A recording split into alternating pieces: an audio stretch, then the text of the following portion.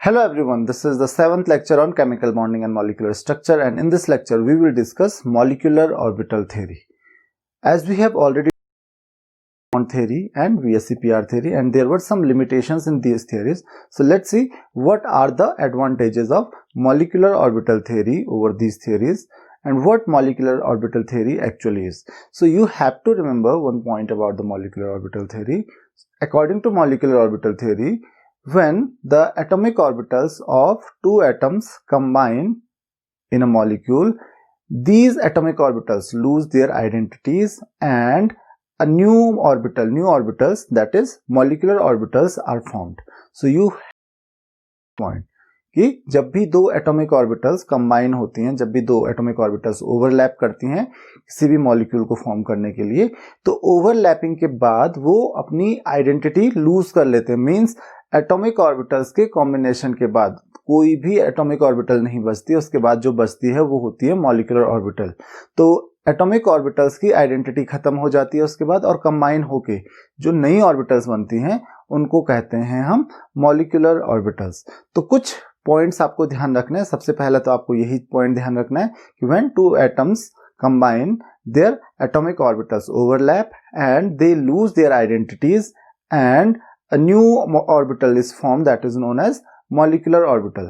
अच्छा, the second thing is the number of atomic orbitals combining is equal to the number of molecular orbitals formed. मतलब जितनी atomic orbitals combine होती हैं उतनी ही नई orbitals होंगी। मतलब अगर दो atomic orbitals, एक atomic orbital एक एटम की, एक atomic orbital दूसरे एटम की combine होती हैं तो दो ही नई molecular orbital फॉर्म होंगी। अगर दो एटॉमिक ऑर्बिटल्स कंबाइन होंगी तो चार नई मॉलिक्यूलर ऑर्बिटल्स फॉर्म होंगी। Then the atomic orbitals having comparable energy will overlap each other to form the molecular orbitals. जो एटॉमिक ऑर्बिटल्स होंगी उनकी एनर्जी जो होती है वो कंपेरेबल होनी चाहिए, वही कंबाइन होंगी, वही ओवरलैप करेंगे एक दूसरे को। किस चीज के लिए? मॉलिक्यूलर ऑर्बिटल फॉर्म करने के लिए। मतलब ये कि अगर एक एटम की 1s ऑर्बिटल है वो दूसरे एटम की 1s के साथ ही ओवरलैप करेगी, 2s के साथ, 2px के साथ, 2py के साथ, 2pz के साथ एंड सो ऑन। तो comparable energy and proper orientation के जो मॉलिक्यूलर ऑर्बिटल्स होंगी वही एक दूसरे के साथ ओवरलैप करेंगी, अदरवाइज ओवरलैपिंग नहीं होगी। मींस ऐसा नहीं होगा कि 1s 2p के साथ कर रहा है या 2s 3s के साथ कर रहा है, तो ऐसा कोई भी केस आपको देखने को नहीं मिलेगा। केवल वही एटॉमिक ऑर्बिटल्स कंबाइन होंगी, वही एटॉमिक ऑर्बिटल्स एक दूसरे को ओवरलैप करेंगी जो कंपेरेबल एनर्जीज की हों, 1s 2s के साथ, 3s के साथ एंड सो ऑन। देन जैसा कि मैंने आपको बताया, when two atomic orbitals combine they will form two new molecular orbitals. So on combination of two atomic orbitals there will be formation of two molecular orbitals. One of them is called bonding molecular orbital and other is called anti-bonding molecular orbital. So one is called bonding molecular orbital and other is called anti-bonding molecular orbital. Now these bonding molecular orbital are denoted by sigma, pi means sigma bonding orbital, pi bonding orbital, etc. While these anti-bonding molecular orbitals are denoted by star, sigma, this is read as anti-bonding, so sigma star, or pi anti-bonding molecular orbital. So this is how we denote these anti-bonding and bonding molecular orbitals. Now you have to remember one point, that these bonding molecular orbital have lower energy as compared to anti-bonding molecular orbitals, and therefore bonding orbitals are more stable as compared to the anti-bonding molecular orbitals. मतलब कि जो bonding orbital होती है, क्योंकि इसकी कम energy होती है anti-bonding molecular orbital से, तो जब दो atomic orbitals combine होती हैं तो दो नई molecular orbitals फॉर्म होती हैं। एक की एनर्जी कम होगी, किसकी एनर्जी कम होगी? बॉन्डिंग मॉलिक्यूलर ऑर्बिटल की, और दूसरे की एनर्जी ज्यादा होगी। किसकी एनर्जी ज्यादा होगी? एंटी बॉन्डिंग मॉलिक्यूलर ऑर्बिटल की। Now what about electronic configuration? तो आपने यहाँ पे एक चीज देखी कि जब दो एटॉमिक ऑर्बिटल्स या जब दो एटम्स कंबाइन होते हैं, उनकी एटॉमिक ऑर्बिटल्स कंबाइन होती हैं और एटॉमिक ऑर्बिटल्स की उसके बाद आइडेंटिटी खत्म हो जाती है। उसके बाद जो आइडेंटिटी होती है वो मॉलिक्यूलर ऑर्बिटल्स की होती है, उसके बाद एटॉमिक ऑर्बिटल्स खत्म। तो अगर नई मॉलिक्यूलर ऑर्बिटल्स फॉर्म हो रही हैं तो उन मॉलिक्यूलर ऑर्बिटल्स में भी तो इलेक्ट्रॉन्स होंगे, तो उन मॉलिक्यूलर ऑर्बिटल्स में हम इलेक्ट्रॉन्स कैसे फिल करेंगे? सो सेम 3 रूल्स, वही 3 रूल्स जैसे हम एटॉमिक ऑर्बिटल्स को फिल करते थे, जैसे हम इलेक्ट्रॉनिक कॉन्फ़िगरेशन करते थे एटम्स में, वही 3 रूल हम यूज करेंगे यहाँ पे। The first one is Aufbau principle. तो अबॉव प्रिंसिपल कहता है इंक्रीजिंग ऑर्डर ऑफ एनर्जी होना चाहिए, तो जिसकी एनर्जी सबसे कम होगी पहले उस ऑर्बिटल को हम फिल करेंगे, फिर जिसकी एनर्जी उससे ज्यादा है, and so on. Then the second thing कि जो पॉलीज एक्सक्लूजन प्रिंसिपल है वो क्या कहता है? वो कहता है कि किसी भी ऑर्बिटल में 2 से ज्यादा इलेक्ट्रॉन्स नहीं हो सकते हैं। And the third is हुंस rule of maximum multiplicity. ये क्या कहता है कि अगर कंपेरेबल एनर्जी के ऑर्बिटल्स हैं, मीन सेम एनर्जी के ऑर्बिटल्स हैं, तो तब तक आप किसी भी ऑर्बिटल में 2 इलेक्ट्रॉन्स फिल नहीं कर सकते हो जब तक कि सारे ऑर्बिटल्स में एक एक इलेक्ट्रॉन्स आपने फिल नहीं कर लिए। तो यही आपको 3 रूल यूज करने हैं यहाँ पे, Pauli's exclusion principle, Aufbau principle and Hund's rule of maximum multiplicity.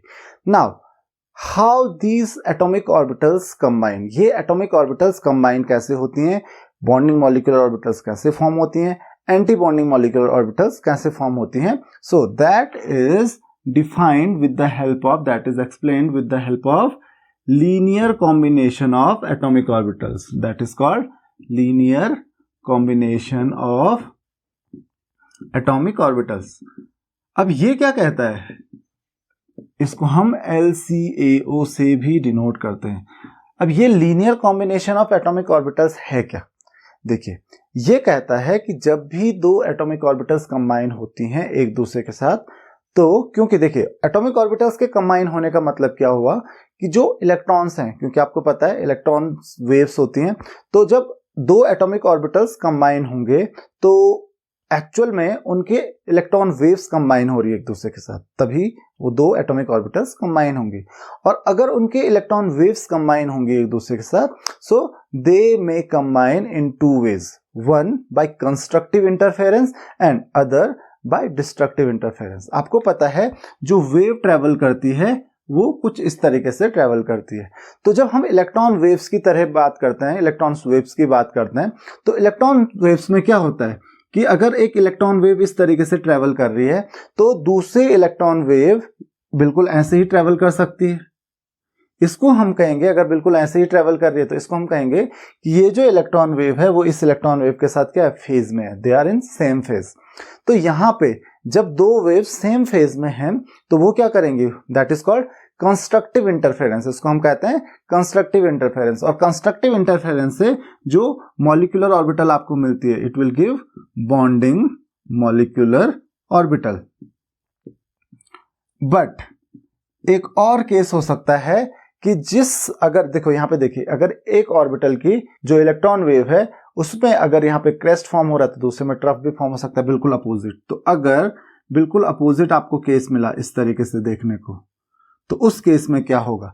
उस केस में ये क्या कर रहा है? This is called destructive interference. बिल्कुल अपोजिट है। जब एक वेव ऊपर जाने की कोशिश कर रही है, एक इलेक्ट्रॉन वेव, तो दूसरी वेव उसको क्या कर रही है? दूसरी वेव अपोजिट डायरेक्शन में जा रही है।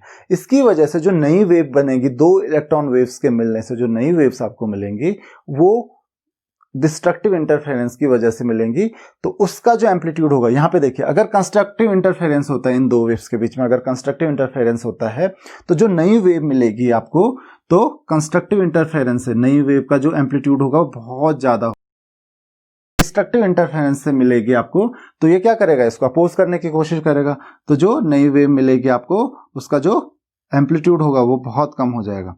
तो इस तरीके से आपकी 2 अलग अलग वेव्स आपको मिलेंगी। और यहां पे जो ऑर्बिटल फॉर्म होती है, दिस इज बॉन्डिंग ऑर्बिटल, और डिस्ट्रक्टिव इंटरफेरेंस से अगर इन दोनों के इंटरफेरेंस से फॉर्म होती है तो that is called anti bonding molecular orbital. That is called anti bonding molecular orbital. अब अगर हम बात करें इन 2 अलग अलग वेव्स की, तो मान लेते हैं एक वेव, जो फर्स्ट वेव है उसका जो वेव फंक्शन है, आपको पता है wave function psi, okay, Sai क्या डिनोट करता है? साई डिनोट करता है उस वेव का एम्पलीट्यूड। तो साई ए क्या है? एक वेव का एम्पलीट्यूड है। और साई बी दूसरी वेव का एम्पलीट्यूड है, क्योंकि हम दो अलग अलग इलेक्ट्रॉन वेव्स की बात कर रहे हैं। तो मैंने अभी आपको बताया या तो कंस्ट्रक्टिव इंटरफेरेंस होगा या फिर डिस्ट्रक्टिव इंटरफेरेंस होगा। तो अगर कंस्ट्रक्टिव इंटरफेरेंस होगा, मतलब जो बॉन्डिंग मॉलिक्यूलर ऑर्बिटल होगी, कंस्ट्रक्टिव इंटरफेरेंस के लिए जो बॉन्डिंग मॉलिक्यूलर ऑर्बिटल होगी, अगर उसके लिए हम वेव फंक्शन की बात करें, कंस्ट्रक्टिव इंटरफेरेंस में अगर हम वेव फंक्शन की बात करें, साई इज इक्वल टू क्या हो जाएगा? Sai a plus psi B. जो नई ऑर्बिटल बनेगी, जो नई इलेक्ट्रॉन वेव बनेगी इन दोनों के इंटरफेरेंस से, उसका जो एम्पलीट्यूड होगा वो क्या होगा? इन दोनों का सम होगा। तो यहाँ पे दोनों वेव फंक्शंस क्या हो जाते हैं? ऐड हो जाते हैं। लेकिन यहाँ पे आप देख सकते हो कि अपोज कर रहा है एक दूसरे को। तो जब डिस्ट्रक्टिव इंटरफेरेंस होगा, तो डिस्ट्रक्टिव इंटरफेरेंस के लिए क्या हो जाएगा? इसको हम डिनोट करेंगे, मान लेते हैं साई डैश से या साई स्टार से। तो साई स्टार इक्वल टू क्या हो जाएगा? That is equal to psi A minus psi B. यहाँ पे होगा हमारा डिस्ट्रक्टिव इंटरफेरेंस। तो डिस्ट्रक्टिव इंटरफेरेंस की वजह से आप देख सकते हो ये डिफरेंस हो जाएगा दो इलेक्ट्रॉन वेव्स का। अब देखिए, इसमें linear combination of atomic orbital में आपको एक चीज ध्यान रखनी है, बॉन्डिंग ऑर्बिटल्स जो होती हैं, बॉन्डिंग मॉलिक्यूलर ऑर्बिटल, क्योंकि कंस्ट्रक्टिव इंटरफेरेंस इनमें हो रहा है और दोनों इलेक्ट्रॉन वेव्स क्या हैं? एक दूसरे को सपोर्ट कर रहे हैं। दोनों इलेक्ट्रॉन वेव्स, दोनों का जो फेज है वो सेम है। तो यहां पे जब दो इलेक्ट्रॉन्स एक दूसरे के क्लोज आते हैं, इन दोनों इलेक्ट्रॉन्स में होगा अट्रैक्शन, और इस अट्रैक्शन की वजह से इस बॉन्डिंग ऑर्बिटल को ज्यादा स्टेबिलिटी मिलेगी। तो इसी वजह से bonding molecular orbital is more stable as compare to anti bonding molecular stable. ये स्टेबल होता है, इसकी एनर्जी कम होती है। But if you talk about anti bonding molecular orbital, it is formed by destructive interference of electron waves. Bonding atomic orbital is formed by constructive interference, but antibonding is formed by destructive interference of atomic orbitals. तो यहाँ पे दो अलग अलग atomic orbitals के destructive interference से ही antibonding molecular orbitals form होगी। अब अगर destructive interference यहाँ पे हो रहा है, so they are in opposite phases, जो इलेक्ट्रॉन वेव्स होंगे वो अपोजिट फेजेस में होंगी, and due to this they will try to repel each other. यहाँ पे फोर्स ऑफ रिपल्शन होगा। और क्योंकि मैंने अभी आपको बताया कि जो एंटी बॉन्डिंग मॉलिक्यूलर ऑर्बिटल्स होती हैं कि इनमें क्योंकि क्या होता है? रिपल्शन होता है, तो इनकी एनर्जी, क्योंकि ये कम स्टेबल होगी, इनकी एनर्जी ज्यादा होगी। आपको इस चीज का ध्यान रखना है, बॉन्डिंग ऑर्बिटल्स की एनर्जी कम होगी, एंटी बॉन्डिंग ऑर्बिटल्स की एनर्जी हमेशा बॉन्डिंग ऑर्बिटल से ज्यादा रहेगी। तो इस तरीके से दो अलग अलग ऑर्बिटल्स फॉर्म होती हैं।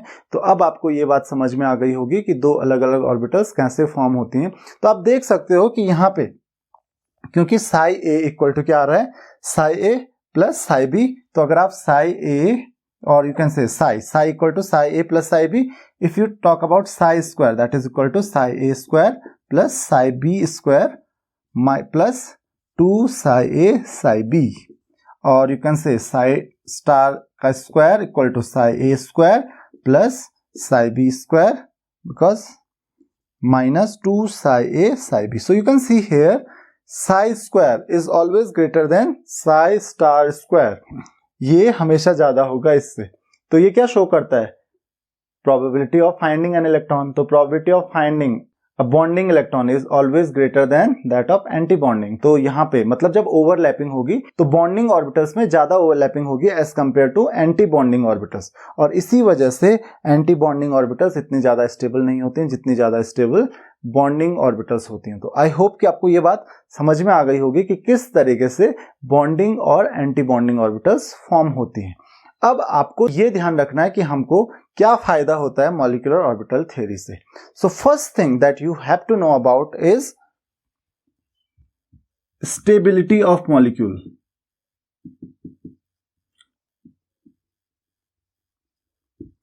हमको जो सबसे पहली चीज पता चलती है इसकी हेल्प से, वो पता चलती है मॉलिक्यूल की स्टेबिलिटी के बारे में। स्टेबिलिटी क्या है मॉलिक्यूल की? तो अगर आपको एक चीज ध्यान में रखनी है, मान लेते हैं suppose NB denotes the number of bonding electrons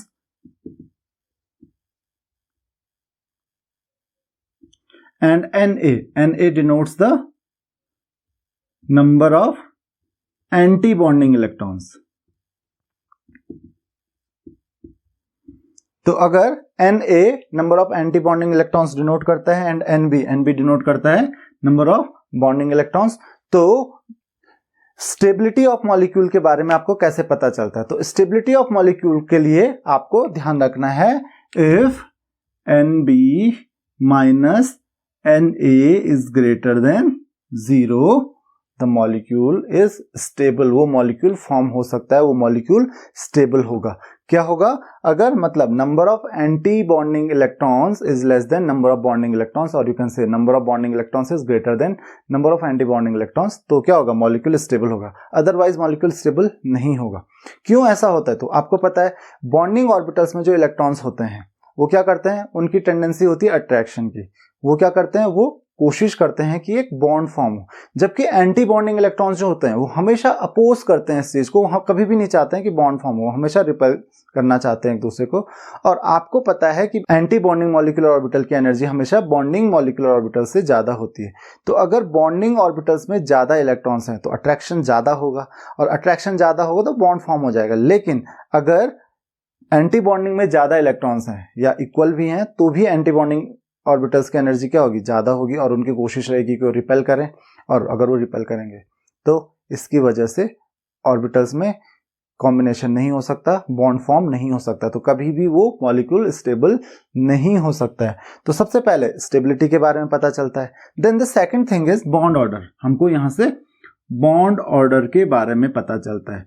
तो जनरली आपने पहले भी बॉन्ड ऑर्डर के बारे में पढ़ा है कि bond order is the number of bonds formed और number of electron pairs shared between the atoms. कितने इलेक्ट्रॉन पेयर्स शेयर हो रहे हैं दो एटम्स के बीच में। अगर एक इलेक्ट्रॉन पेयर शेयर हो रहा है तो सिंगल बॉन्ड, 2 हो रहा है तो बॉन्ड ऑर्डर 2 हो जाएगा, डबल बॉन्ड, 3 इलेक्ट्रॉन पेयर्स हो रहे हैं तो triple bond. So bond order कैसे पता चलता है हमको? So bond order is equal to half of the difference between number of bonding electrons and number of anti bonding electrons. तो बॉन्ड ऑर्डर के लिए ये फॉर्मूला आपको यूज करना है, bond order is equal to half of Nb minus Na। The third is bond length. So bond length, comparable bond length can be calculated with the help of bond order. वो आप bond order की help से calculate कर सकते हो। जैसे कि मैंने आपको बताया था, बॉन्ड ऑर्डर जितना ज्यादा होगा इसका मतलब ओवरलैपिंग उतनी ज्यादा होगी, और ओवरलैपिंग जितनी ज्यादा होगी इसका मतलब एटम्स एक दूसरे के उतने ज्यादा क्लोज होंगे, तो जो बॉन्ड लेंथ होगी वो उतनी ज्यादा कम होगी। So you can say bond length is inversely proportional to bond order. तो बॉन्ड लेंथ जितनी कम होती है मॉलिक्यूल उतना स्टेबल होता है, ये आपको पता होना चाहिए। बॉन्ड ऑर्डर जितना ज्यादा होगा मॉलिक्यूल उतना स्टेबल होगा। तो बॉन्ड लेंथ का पता कैसे चलेगा? बॉन्ड लेंथ बॉन्ड ऑर्डर से आप देखोगे, बॉन्ड ऑर्डर जितना कम होगा बॉन्ड लेंथ उतना ही ज्यादा होगी, या फिर आप कह सकते हो कि बॉन्ड ऑर्डर जितना ज्यादा होगा बॉन्ड लेंथ उतनी कम होगी।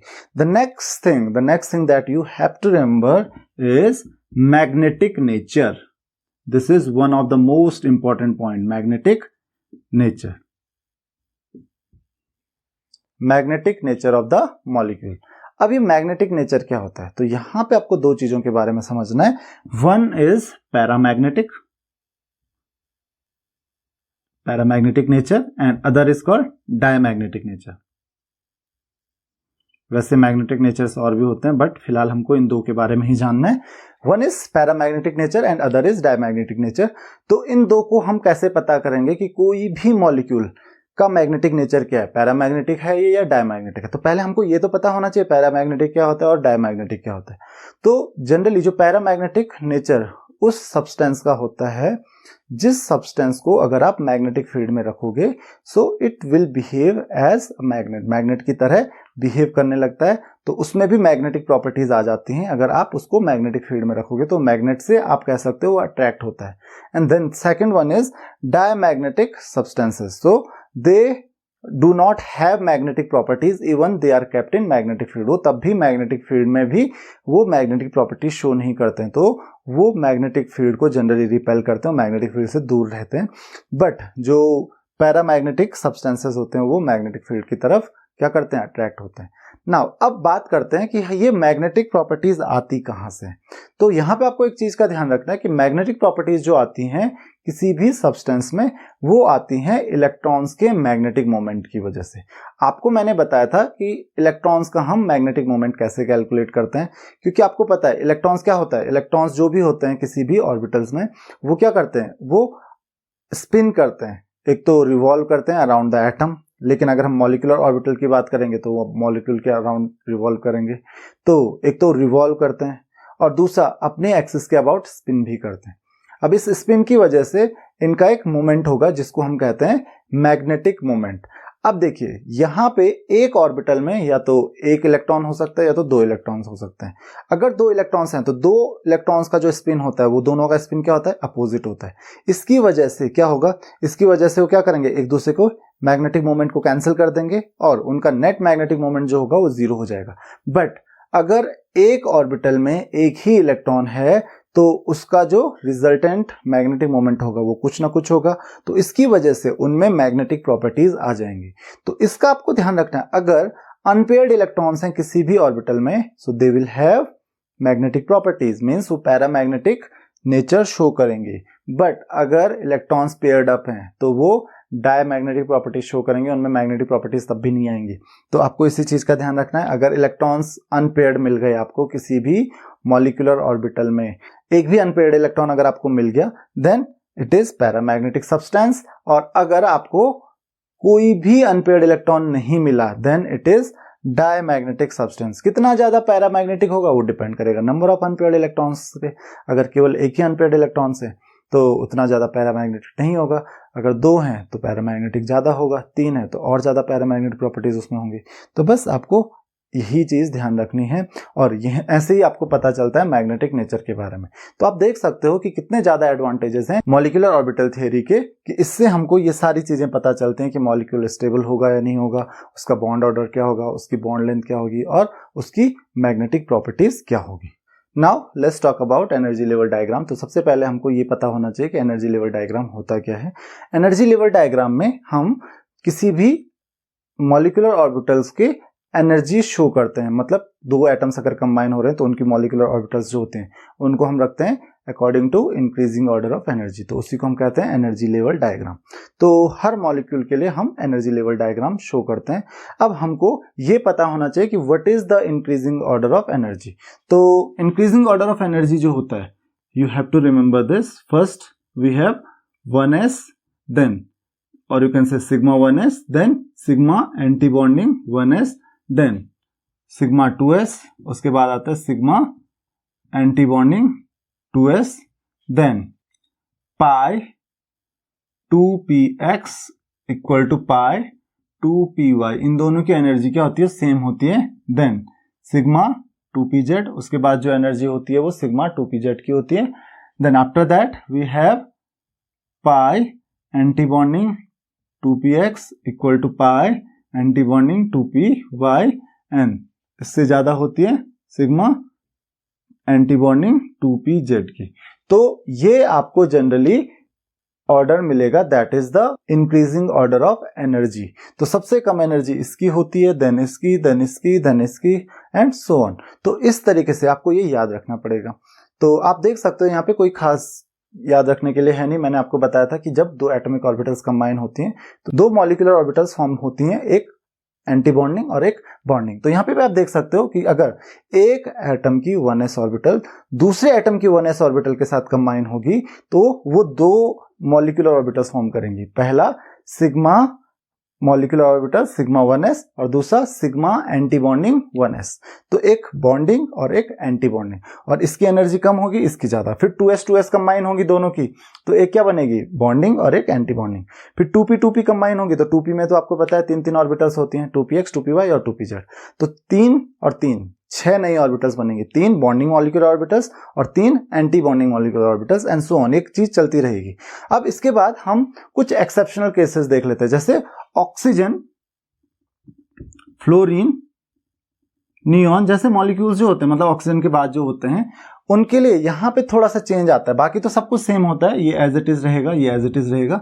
यहां पे थोड़ा सा चेंज आता है। यहां पे क्या आता है, यहां पे पहले क्या होता है, sigma 2pz, then pi 2py is equal to pi 2px या 2px equal to pi 2py।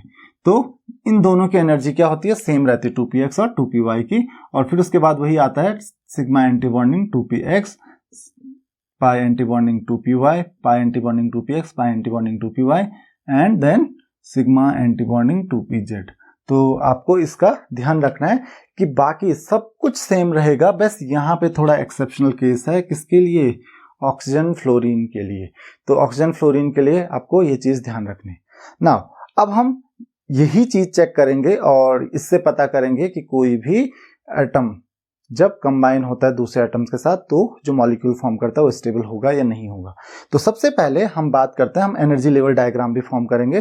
तो सबसे पहले हम देखते हैं हाइड्रोजन का हम एनर्जी लेवल कैसे बना सकते हैं। तो H2 मॉलिक्यूल के लिए, तो अगर हम H2 मॉलिक्यूल को देखें तो H2 मॉलिक्यूल के लिए कैसे रखेंगे हम, तो देखिए, तो सबसे पहले ये इंक्रीजिंग ऑर्डर ऑफ एनर्जी है, this is the increasing order of energy, right. इस तरफ एनर्जी क्या हो रही है? इंक्रीज हो रही है।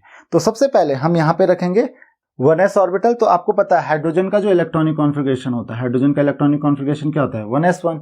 तो यहां पे देखिए हाइड्रोजन की एक एटॉमिक ऑर्बिटल इधर होगी, राइट। तो यहां पे हाइड्रोजन का एक एटम हो गया और यहां पे हाइड्रोजन का दूसरा एटम। तो यहां पे 2 एटम हो गए हाइड्रोजन के। तो 2 एटम्स कंबाइन होके एक मॉलिक्यूल फॉर्म करेंगे। तो आपको मैंने बताया था कि जब 2 एटम्स कंबाइन होते हैं तो 2 मॉलिक्यूलर ऑर्बिटल्स ये फॉर्म करते हैं। तो एक की एनर्जी कम होती है एटॉमिक ऑर्बिटल से, ये ज्यादा स्टेबल होती है, और एक की एनर्जी जो होती है वो ज्यादा होती है एटॉमिक ऑर्बिटल से। तो ये हो गई 1s और ये हो गई इसकी 1s। तो यहाँ पे एक ही इलेक्ट्रॉन है, यहाँ पे भी एक ही इलेक्ट्रॉन है, क्योंकि हाइड्रोजन एटम का इलेक्ट्रॉनिक कॉन्फ़िगरेशन क्या होता है? 1s1। तो आपको मैंने बताया था this is sigma 1s, this is sigma anti bonding 1s। तो जो ऑर्बिटल्स आप फिल करोगे 1 + 1 2, तो सबसे पहले कम एनर्जी लेवल वाली ऑर्बिटल्स को फिल करोगे। तो कम एनर्जी वाले ऑर्बिटल्स आपने फिल कर लिए, ओके। तो 2 ही इलेक्ट्रॉन्स थे, तो ये हो गया इसका जो इलेक्ट्रॉनिक कॉन्फ़िगरेशन क्या हो जाएगा? H2 मॉलिक्यूल का क्या हो जाएगा? Sigma 1s2। क्या हो गया? Sigma 1s2। अब आप एक एक चीज कैलकुलेट कीजिए। नंबर ऑफ बॉन्डिंग इलेक्ट्रॉन्स, जो बॉन्डिंग मॉलिक्यूलर ऑर्बिटल्स, मैंने आपको बताया था क्या होता है? NB, number of bonding electrons. Bonding electrons मतलब क्या हुआ कि जो बॉन्डिंग ऑर्बिटल्स में इलेक्ट्रॉन्स होंगे। तो बॉन्डिंग ऑर्बिटल्स में कितने इलेक्ट्रॉन्स हैं? यहाँ पे 2, राइट। तो NB इक्वल टू कितना है यहाँ पे? 2। Na की वैल्यू, NB की वैल्यू क्या हो गई यहाँ पे? 2। Na की वैल्यू क्या है यहाँ पे? 0, क्योंकि एंटी बॉन्डिंग में एक भी इलेक्ट्रॉन नहीं है यहाँ पे, तो इसकी वैल्यू क्या हो गई? 0। तो NB - Na दैट इज 2। इसका मतलब क्या होगा? The molecule is stable. Second thing, bond order. तो bond order is equal to half of NB - Na, that is half of 2 minus, यहाँ पे आप कह सकते हो हाफ ऑफ 2 - 0। ये कितना आ रहा है? That is equal to 1। इसका मतलब क्या हुआ? इसका बॉन्ड ऑर्डर कितना आ रहा है? 1। तो कैसा बॉन्ड फॉर्म करेगा? Single bond. ये भी आपको पता है। थर्ड थिंग जो आपको पता करनी है, बॉन्ड लेंथ। तो सिंगल बॉन्ड है तो बॉन्ड लेंथ आप एक्चुअली कंपेयर कर सकते हो। The third is magnetic nature. तो मैग्नेटिक नेचर का पता कैसे करते हैं? तो मैंने आपको बताया था पैरामैग्नेटिक और डायमैग्नेटिक में कि अगर अनपेयर्ड इलेक्ट्रॉन्स होंगे तो इसका मतलब पैरामैग्नेटिक होगा, और अगर अनपेयर्ड इलेक्ट्रॉन्स नहीं होंगे तो ये डायमैग्नेटिक होगा। तो आप देख सकते हो क्या इसमें अनपेयर्ड इलेक्ट्रॉन्स हैं? बिल्कुल भी नहीं है। मॉलिक्यूलर ऑर्बिटल्स में देखिए आप, तो मॉलिक्यूलर ऑर्बिटल्स में अनपेयर्ड इलेक्ट्रॉन्स नहीं है। एक ही मॉलिक्यूलर ऑर्बिटल्स फिल हो रखी है, 2 मॉलिक्यूलर ऑर्बिटल थी, उनमें से एक फिल हो रखी है, एक खाली है। अनपेयर्ड इलेक्ट्रॉन्स कहीं पे भी नहीं है, तो इसका मतलब कैसा होगा? डायमैग्नेटिक होगा। तो आपको समझ में आ गया होगा कि कैसे आप मैग्नेटिक नेचर का पता कर सकते हैं। उसी तरीके से हम हीलियम मॉलिक्यूल के बारे में चेक करते हैं। अगर हम He2 मॉलिक्यूल, तो इलेक्ट्रॉनिक कॉन्फ़िगरेशन आपको पता है, He2 मॉलिक्यूल का इलेक्ट्रॉनिक कॉन्फ़िगरेशन, जो हीलियम एटम का जो इलेक्ट्रॉनिक कॉन्फ़िगरेशन क्या होता है? 1s2। तो यहाँ पे हीलियम एटम को रखिए हाइड्रोजन एटम की जगह पे। किसको रखिए?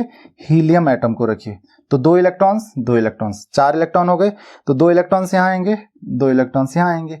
तो अब देखिए बॉन्डिंग इलेक्ट्रॉन्स में कितने हैं? बॉन्डिंग ऑर्बिटल्स में 2 इलेक्ट्रॉन, एंटी बॉन्डिंग में भी 2 इलेक्ट्रॉन्स। तो NB - Na कितना आ रहा है? 0 आ रहा है। इसका मतलब अनस्टेबल है। अब अनस्टेबल है, इसका electronic configuration sigma 1s2, sigma anti bonding 1s2। तो अगर ये इलेक्ट्रॉनिक कॉन्फ़िगरेशन आ रहा है तो इसके अकॉर्डिंग क्या होगा? NB - Na, तो 0 आ रहा है। क्या होना चाहिए? 0 से ज्यादा होना चाहिए। अगर 0 या 0 से कम आता है तो मॉलिक्यूल स्टेबल ही होगा नहीं। तो He2 मॉलिक्यूल, जो हीलियम मॉलिक्यूल है, वो स्टेबल होगा ही नहीं। तो स्टेबल ही नहीं होगा तो बॉन्ड ऑर्डर वगैरह कैलकुलेट करने का कोई मतलब ही नहीं है, क्योंकि मॉलिक्यूल फॉर्म ही नहीं होगा। तो उम्मीद है कि आपको ये बात भी समझ में आ गई होगी कि हीलियम का मॉलिक्यूल क्यों स्टेबल नहीं होता है। चलिए थर्ड एटम की बात करते हैं, तो दो चार देख लेते हैं हम, जैसे लिथियम। तो Li2 मॉलिक्यूल देख लेते हैं। तो लिथियम का जो इलेक्ट्रॉनिक कॉन्फ़िगरेशन होता है, लिथियम का इलेक्ट्रॉनिक कॉन्फ़िगरेशन आपको पता है 1s2 2s1। तो 1s तो हो गया था, अब 2s पे चलते हैं। तो यहां पे आ गया हमारे पास, ये हो गई हमारे पास लिथियम एटम की 1s और लिथियम एटम की ही 2s। तो 2s में एक इलेक्ट्रॉन होगा, इधर भी 2s में एक इलेक्ट्रॉन होगा लिथियम एटम का। तो इधर 2s में एक इलेक्ट्रॉन, इधर 2s में एक इलेक्ट्रॉन। आपको पता है जब दो एटॉमिक ऑर्बिटल कंबाइन होती हैं तो दो मॉलिक्यूलर ऑर्बिटल्स वो फॉर्म करते हैं। तो एक मॉलिक्यूलर ऑर्बिटल्स उसने ये फॉर्म कर दी और दूसरी मॉलिक्यूलर ऑर्बिटल उसने यहाँ फॉर्म कर दी। तो यहाँ पे आपको पता है this is sigma 2s and this is sigma anti bonding 2s। तो 1s तो दोनों की फिल होगी, 1s तो एज इट इज रहेगी क्योंकि 2 और 2 4 इलेक्ट्रॉन्स हैं। तो पहले 2 इलेक्ट्रॉन्स यहाँ फिल करोगे, आप 2 इलेक्ट्रॉन्स यहाँ फिल करोगे और 2 6 इलेक्ट्रॉन्स और हो गए हमारे पास टोटल। तो 2 + 2 4 और 2 इलेक्ट्रॉन्स, पहले इसको फिल करेंगे हम 6। तो इसका इलेक्ट्रॉनिक कॉन्फ़िगरेशन क्या हो जाएगा, sigma 1s2 sigma anti bonding 1s2 then sigma 2s2। तो ये बॉन्डिंग ऑर्बिटल्स हैं, ये बॉन्डिंग है, ये बॉन्डिंग है। तो हमारे पास कितनी बॉन्डिंग ऑर्बिटल्स हो गई, 2। उसमें कितने इलेक्ट्रॉन्स हो गए, 2 + 2 4। तो यहाँ पे 4 इलेक्ट्रॉन्स हो गए, यहाँ पे अभी हमारे पास 2 ही इलेक्ट्रॉन्स हैं। तो डिफरेंस कितना आया, 2 का। तो इसका मतलब Nb - Na is 2। तो यहाँ पे Nb - Na is 2, इसका मतलब मॉलिक्यूल क्या होगा, स्टेबल होगा ना। बॉन्ड ऑर्डर की बात करें हम, half of 4 - 2 that is again half of 4 - 2 = 1। तो सिंगल बॉन्ड फॉर्म करेगा। The next is magnetic nature. तो मैग्नेटिक नेचर आप इसका देख सकते हो, अनपेयर्ड इलेक्ट्रॉन नहीं है कोई भी, तो कैसा होगा ये होगा डायमैग्नेटिक। तो उम्मीद है कि आपको ये बात समझ में आ गई होगी कि ये डायमैग्नेटिक क्यों होगा। The next is beryllium. तो अगर आप बेरिलियम का देखो तो बेरिलियम का आप इसी तरीके से कर सकते हो। बेरिलियम का इलेक्ट्रॉनिक कॉन्फ़िगरेशन क्या हो जाएगा, 1s2 2s2। तो 2s2 हो जाएगा, तो यहाँ पे भी 4 इलेक्ट्रॉन्स आ जाएंगे, तो ये भी फिल हो जाएगा। तो टोटल ये क्या हो जाएगा, sigma 2s2 then sigma anti bonding 2s2। यहाँ पे क्या हो जाएगा, बेरिलियम मॉलिक्यूल। तो आप देख सकते हो अगर हम बेरिलियम एटम की बात करें तो ये इसका एनर्जी लेवल डायग्राम हो गया। तो एनर्जी लेवल डायग्राम भी, और ये कैसे कैलकुलेट करना है, साथ ही साथ आप इलेक्ट्रॉनिक कॉन्फ़िगरेशन कैसे करोगे वो आप देखते रहिए। तो बेरिलियम का जो होगा 1s2 2s2 उसका इलेक्ट्रॉनिक कॉन्फ़िगरेशन होता है। और बेरिलियम Be2 मॉलिक्यूल की अगर हम बात करें तो हो जाएगा sigma 1s2 sigma anti bonding 1s2 sigma 2s2 sigma anti bonding 2s2। अगर यहाँ पे आप बॉन्डिंग इलेक्ट्रॉन देखो तो सिग्मा 1s2 और सिग्मा 2s2 4 इलेक्ट्रॉन्स हो गए। Then anti bonding sigma anti bonding 1s2 sigma anti bonding 2s2 4 electron से भी हो गए। 4 - 4 0 मतलब नॉट स्टेबल, स्टेबल नहीं है तो बॉन्ड ऑर्डर चेक करने की कोई जरूरत नहीं है, मॉलिक्यूल ही फॉर्म नहीं होगा तो किस बात का बॉन्ड ऑर्डर। तो ये भी आपको समझ में आ गया होगा कि ये क्यों स्टेबल नहीं होता। तो यहां से हम क्लियरली पता कर सकते हैं कि कौन स्टेबल हो सकता है कौन नहीं हो सकता है। इसके बाद बोरॉन आता है, तो बोरॉन का भी इलेक्ट्रॉनिक कॉन्फ़िगरेशन, तो बोरॉन मॉलिक्यूल का देखते हैं, B2 मॉलिक्यूल। तो पहले बोरॉन एटम का इलेक्ट्रॉनिक कॉन्फ़िगरेशन आपको पता होना चाहिए, 1s2 2s2 2p1। तो 2p, तो अब इसमें 2p भी आ जाती है, तो 2p का रोल भी देख लेते हैं। यहाँ पे 2p ऑर्बिटल्स भी बना लेते हैं। तो 2p में तो 3 ऑर्बिटल्स होती हैं, है ना, 1 2, और यहाँ पे भी 3 ऑर्बिटल्स होती हैं 2p में, यहाँ पे भी 3 ऑर्बिटल्स होंगी। तो यहाँ पे भी आएगा आपके पास 1 2। तो यहाँ पे देखिए, तो हम 3 ऑर्बिटल्स का हम कुछ ना कुछ नाम तो रखेंगे ही। इनका नाम क्या क्या होता है, 2px 2py 2pz। तो मान लेते हैं इनमें से एक 2px है, दूसरी 2py है और तीसरी 2pz है। और यहाँ पे भी 2px 2py और ये 2pz हो गई, राइट। यहाँ पे तो यहाँ पे चलो एक इलेक्ट्रॉन फिल कर लेते हैं, हम 2px में ही फिल कर लेते हैं। और आपको पता है जब 3 ऑर्बिटल्स कंबाइन होती हैं तो मैंने आपको ऑर्डर बताया, कौन पहले होगा, पाई 2px और 2py की एनर्जी जो होती है वो सेम होती है। आपको इस चीज का ध्यान रखना है कि पाई 2px और 2py, पाई 2px और पाई 2py दोनों की एनर्जी क्या होती है, सेम होती है। तो यहाँ पे हम 2 ऑर्बिटल्स बना लेते हैं, कौन सी, एक पाई 2px और दूसरी पाई 2py। और तीसरी ऑर्बिटल हम बनाते हैं, कौन सी, तीसरी ऑर्बिटल हम बनाते हैं, उसके बाद आता है इससे ज्यादा जो एनर्जी होती है किसकी होती है, इससे ज्यादा एनर्जी होती है सिग्मा 2pz की। तो this is your sigma 2pz, sigma 2pz। यहाँ पे मैंने बना दी सिग्मा 2pz, तो ये आपकी सिग्मा 2pz ऑर्बिटल होगी। और इससे ज्यादा जो एनर्जी होती है, इसके बाद जो नंबर आता है वो किसका आता है? दो और नई ऑर्बिटल्स फॉर्म होंगे यहाँ पे। कौन कौन सी? एक होगी आपके पास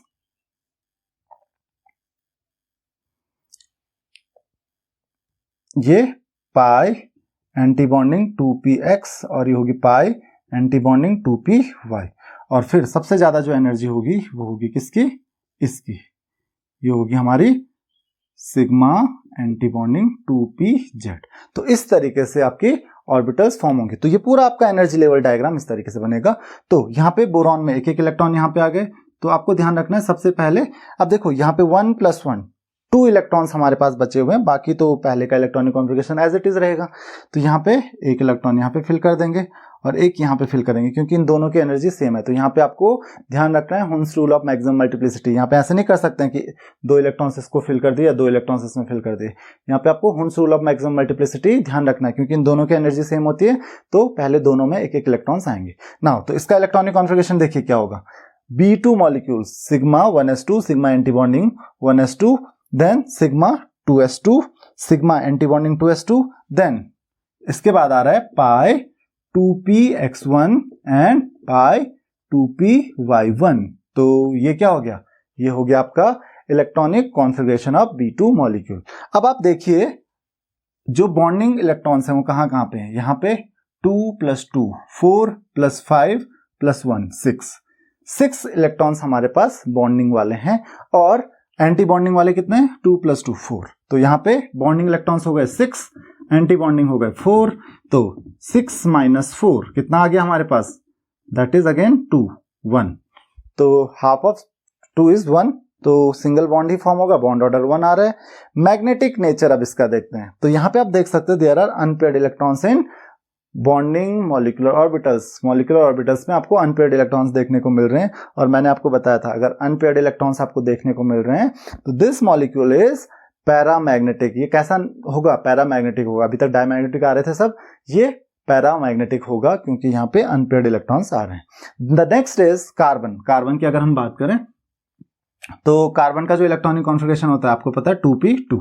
2p2 मतलब 1s2 2s2 2p2 होता है। तो 2p2 तो एक 2px1 और 2py1 मान लेते हैं हम। तो यहाँ पे 2 इलेक्ट्रॉन्स 2 + 2, पहले तो एज इट इज रहेगा 2 + 2 4 इलेक्ट्रॉन्स यहाँ पे रहेंगे। तो यहाँ पे हमने फिल कर दिए, तो एक एक फिल कर दिए, फिर 2 भी इधर ही फिल करेंगे। पहले इनको पेयर अप करेंगे तभी तो हायर एनर्जी लेवल में हम जाएंगे। तो ये गलती मत कीजिए कि यहाँ आपने फिल करना है, पहले आप इसको कंप्लीटली फिल कीजिए। तो अब ये बराबर कंप्लीटली फिल हो गए, तो अब उसके बाद जाओगे आप, लेकिन अब इलेक्ट्रॉन्स खत्म हो चुके हैं। तो क्या हो जाएगा?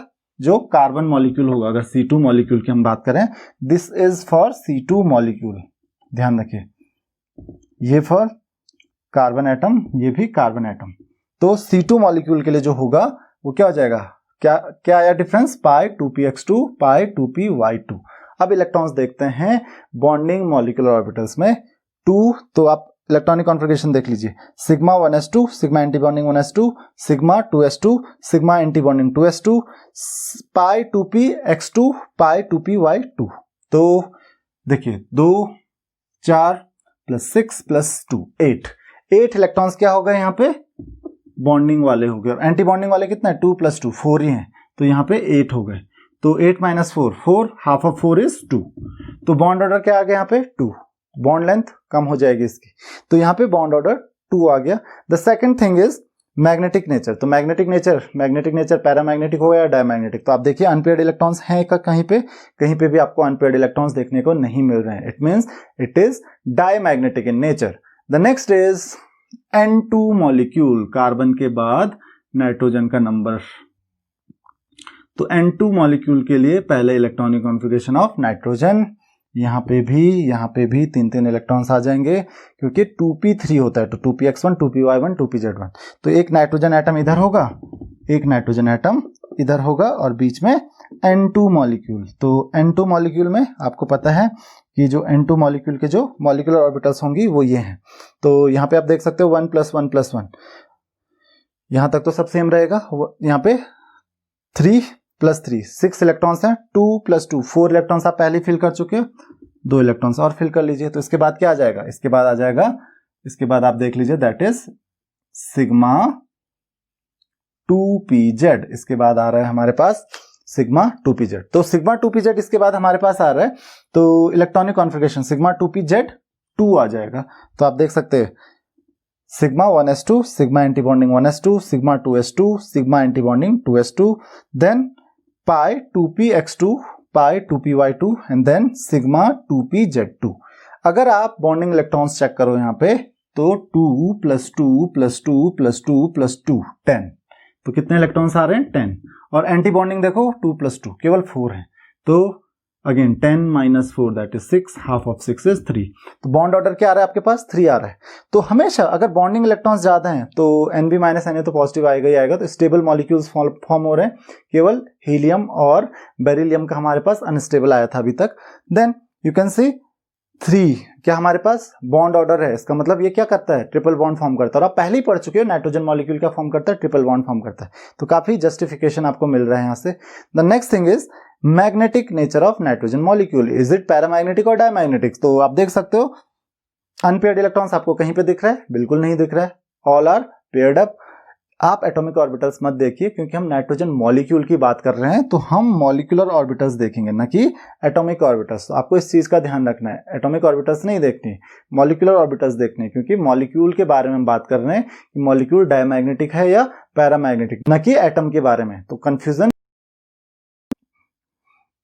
नेक्स्ट है आपके पास, इसके बाद जब मैग्नेटिक नेचर हमने देख लिया तो नेक्स्ट मॉलिक्यूल आपके पास आता है ऑक्सीजन। तो O2 मॉलिक्यूल की अब हम बात करते हैं। तो O2 मॉलिक्यूल में हम क्या देखते हैं, O2 मॉलिक्यूल में बस एक डिफरेंस होगा, मैंने आपको बताया था कि यहां पर एक छोटा सा चेंज होता है, और वो चेंज क्या होता है, उसमें जो सिग्मा 2pz होता है, सिग्मा 2pz की एनर्जी क्या होती है, कम होती है। तो the energy of sigma 2pz will be less than sigma pi 2pi and pi 2px। तो यहां पे पहले सिग्मा 2pz फिल होगा, then pi 2px and this is pi 2py। बाकी सब कुछ सेम होगा, कोई चेंज नहीं आएगा। तो अगर मैं ऑक्सीजन एटम की बात करूं, ऑक्सीजन एटम की अगर मैं बात करूं तो इट विल बी 2p4। तो 2p4 1 2 3 और एक इलेक्ट्रॉन एक्स्ट्रा डाल दीजिए 2p4, और यहां पे भी पूरा चेंज हो जाएगा। तो अब देखिए इस तरीके से, बाकी 1s और 2s में तो कोई फर्क आएगा नहीं। 2p में देखते हैं तो 1 2 3 4 4 इलेक्ट्रॉन्स एक एटम के, 4 इलेक्ट्रॉन्स दूसरे ऑक्सीजन एटम के, तो टोटल हो गया हमारे पास 8 इलेक्ट्रॉन्स। तो 8 इलेक्ट्रॉन्स फिल करने पहले यहाँ पे 2 इलेक्ट्रॉन्स फिल करेंगे, देन 4 इलेक्ट्रॉन्स हमने फिल कर लिए, इसको पेयर अप कीजिए 6 इलेक्ट्रॉन्स प्लस यहाँ पे क्योंकि बराबर एनर्जी के हैं तो एक इलेक्ट्रॉन यहाँ पे एक इलेक्ट्रॉन यहाँ पे। तो इसका इलेक्ट्रॉनिक कॉन्फ़िगरेशन देखिए 1s2 sigma antibonding 1s2, then sigma 2s2 sigma antibonding 2s2। उसके बाद क्या आ रहा है हमारे पास, उसके बाद हमारे पास आ रहा है सिग्मा 2pz2। उसके बाद आ रहा है हमारे पास पाई 2px2 पाई 2py2। उसके बाद हमारे पास आ रहा है पाई एंटी बॉन्डिंग 2px1 और पाई एंटी बॉन्डिंग 2py1। तो ये इसका क्या हो जाएगा, इलेक्ट्रॉनिक कॉन्फ़िगरेशन हो जाएगा। और अगर हम यहाँ पे ऑक्सीजन, क्योंकि हम ऑक्सीजन एटम की बात कर रहे हैं तो इसको रिप्लेस कर लीजिए O से, ये O2 मॉलिक्यूल की मॉलिक्यूलर ऑर्बिटल्स हो गई। तो आपको मैंने बताया था कि जो मॉलिक्यूलर ऑर्बिटल्स होती हैं वो फ्लोरीन और ऑक्सीजन के लिए क्या होती हैं, एक्सेप्शनल होती हैं। नाइट्रोजन जो है, जो नियॉन मॉलिक्यूल है, नियॉन मॉलिक्यूल का क्योंकि आपको पता है वो अनस्टेबल होता है, तो अनस्टेबल ही आएगा क्योंकि उसमें कंप्लीटली फिल हो जाएगा, फिर वही Nb - Na 0 आ जाएगा, तो वो क्या हो जाएगा, एक अनस्टेबल मॉलिक्यूल फॉर्म करेगा। तो इस तरीके से आप देख सकते हो। अब आपको पूछा जाता है कि आप पता कीजिए कि जो मॉलिक्यूलर ऑर्बिटल्स हैं किसकी, ऑक्सीजन की, उसको देख के आप पता कीजिए कि इसका मैग्नेटिक नेचर कैसा है, इसका स्टेबल मॉलिक्यूल फॉर्म होगा कि नहीं होगा। तो ऑक्सीजन मॉलिक्यूल तो स्टेबल होता ही, वो आपको ऑलरेडी पता है। तो सबसे पहले उसके लिए हम क्या करते हैं, Nb और Na चेक करते हैं। बॉन्डिंग इलेक्ट्रॉन्स 2 + 2 4 + 2 6 + 2 8 + 2 10 बॉन्डिंग इलेक्ट्रॉन्स है। एंटी बॉन्डिंग इलेक्ट्रॉन्स देखते हैं 2 राइट + 2 4 5 एंड 6 हमारे पास एंटी बॉन्डिंग इलेक्ट्रॉन्स हो गए। तो 10 - 6 4, हाफ ऑफ 4 इज 2। तो बॉन्ड ऑर्डर क्या आ रहा है इसका 2, मतलब ये कैसा बॉन्ड फॉर्म करेगा, डबल बॉन्ड फॉर्म करेगा। तो ऑक्सीजन मॉलिक्यूल में आपको ऑलरेडी पता है कि डबल बॉन्ड ही फॉर्म करता है। उसके अलावा मैग्नेटिक नेचर की हम बात करते हैं। मैग्नेटिक नेचर कैसे होगा इसका, देखिए एंटी बॉन्डिंग मॉलिक्यूलर ऑर्बिटल में हमको मिल रहे हैं अनपेयर्ड इलेक्ट्रॉन्स, तो अनपेयर्ड इलेक्ट्रॉन्स होंगे तो कैसा होगा, ये पैरामैग्नेटिक होगा। ऑक्सीजन मॉलिक्यूल कैसा होता है, पैरामैग्नेटिक इन नेचर। तो आपको समझ में आ गया होगा। उसी तरीके से आप फ्लोरीन के लिए भी कर सकते हैं। तो आप मुझे फ्लोरीन के बारे में कमेंट्स में बताइए कि फ्लोरीन के लिए हम कैसे चेक कर सकते हैं कि ये मैग्नेटिक नेचर इसका कैसा होगा। तो इस लेक्चर में हमने डिस्कस कर लिया कि मॉलिक्यूलर ऑर्बिटल थ्योरी के बेसिस पे हम कैसे पता कर सकते हैं किसी भी मॉलिक्यूल का जो स्टेबिलिटी या फिर उसका बॉन्ड ऑर्डर, बॉन्ड लेंथ या फिर उसका मैग्नेटिक नेचर। तो इस लेक्चर में फिलहाल इतना ही। अगर आपकी कोई भी क्वेरीज हैं तो आप मुझे कमेंट्स में क्वेश्चंस कर सकते हैं। नेक्स्ट लेक्चर में हम कुछ और टॉपिक्स डिस्कस करेंगे जैसे कोऑर्डिनेट बॉन्ड, रिजोनेंस और hydrogen bonding. Thank you very much.